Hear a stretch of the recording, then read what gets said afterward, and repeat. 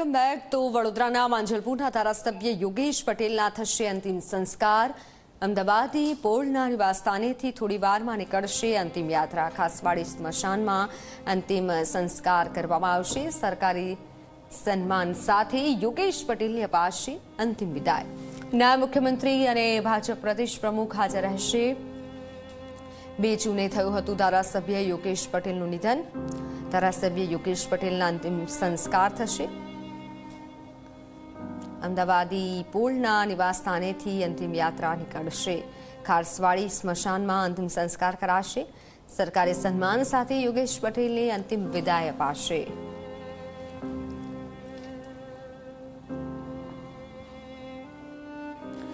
અંતિમ સંસ્કાર માટે સ્વજનો આવી ચૂક્યા છે અને અદ્ભુત પ્રતિષ્ઠાનો લાભ એ પણ પ્રાપ્ત જે થયેલો હતો। આવા તો કેટલા કાર્યો કર્યા। જાગનાથ મહાદેવની પ્રતિષ્ઠા કરી, આ ઉપરાંત ડાકોરની અંદર પણ એમને સુંદર મજાના મંદિરો એ બધા બનાવ્યા। તો આવા સુંદર કાર્યો પોતે કરેલા છે। જ્યારે જ્યારે આ પ્રમાણે શિવજીની સવારી નીકળશે, જ્યારે જ્યારે મહાશિવરાત્રિ પર્વની અંદર સર્વેશ્વર મહાદેવનું પૂજન થશે, યોગેશભાઈ છે આ પ્રમાણે ક્યારેય ભૂલી શકાશે નહીં એવું એમનું છે આ પ્રમાણે અદ્ભુત કાર્ય છે। આ પ્રસંગે અમે સંતો તો એ જ પ્રાર્થના કરીએ છીએ કે એમના પરિવારની અંદર આ દુઃખ આવી પડ્યું છે, એ દુઃખ સહન કરવાનું બળ ભગવાન એમને પૂરું પાડે એના માટે પ્રાર્થના।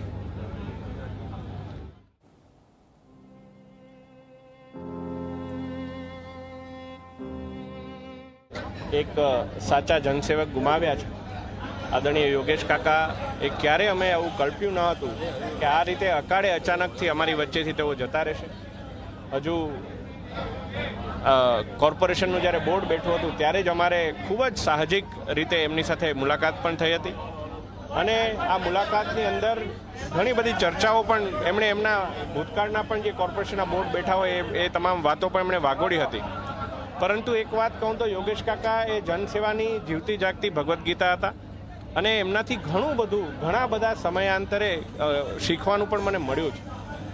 અને જો એમની રાજકીય સફરની વાત કરું તો મારી જેટલી ઉંમર નથી એનાથી વધારે વર્ષ સુધી તેઓ પોતે ધારાસભ્ય તરીકે એમણે લોકોની વચ્ચે રહીને સેવા આપી છે।